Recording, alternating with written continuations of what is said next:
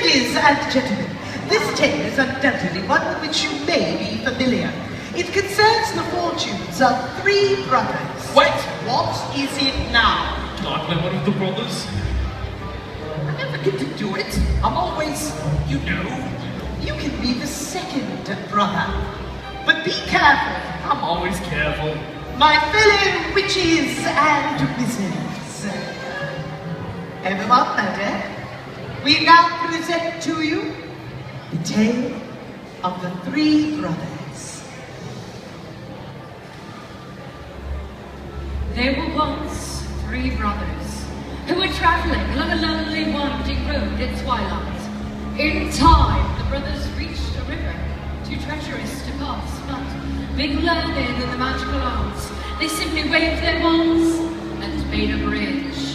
Before they could cross, however, they found their path blocked by a hooded figure. It was Death, and he felt cheated because travelers usually drowned in the river. The death was coming.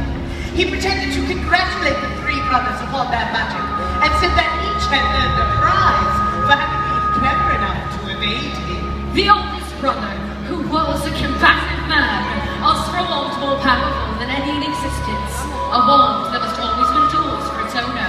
So Death fashioned him one from an elder tree that grew nearby. Then the second brother, who was an arrogant man, decided that he wanted to humiliate Death still further and asked for the power to recall others from death. So Death picked up a stone from the riverbank and gave it to him. Finally, Death turned to the third brother. A humble and wise man, he did not trust Death. So he asked for something that would enable him to go forth from that place without being followed by Death. And Death, most unwillingly, handed over his own cloak of invisibility. In due course, the brothers separated, each for his own destination. The first brother travelled to a distant village, where he sought out a wizard with whom he had once quarrelled. Naturally, with the elder wand as his weapon, he could not fail to win that duel that followed.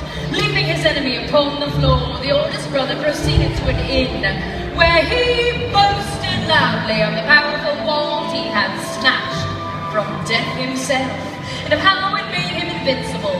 But the very night, another wizard crept upon the oldest brother as he lay upon his bed, whereupon he stole the wand, and with it, the brother's life. So Death took the first brother for his own. Meanwhile, the second brother took the stone that had the power to recall the dead and turned it thrice in hand.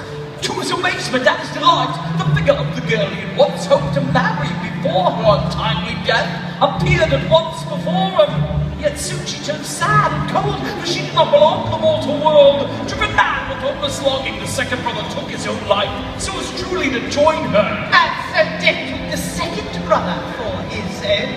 As for the third brother, Death searched for many years, but he was never able to find him. It was only when he had attained a great age that the youngest brother shed the cloak of invisibility and gave it to his son.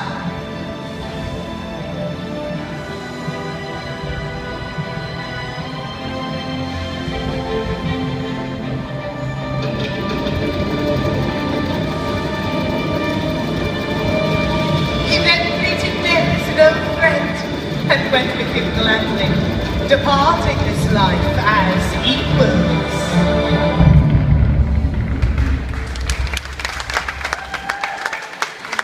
Ladies and gentlemen, the wizarding world is filled with tales of courage, Gallantry. Friendship. and love. Bravo, darling. And now, I'd like to perform a short monologue That from was wonderful, darling, but perhaps we should reserve your theatrical stylings for our next show. We must be off. Until next time, thank you, everyone.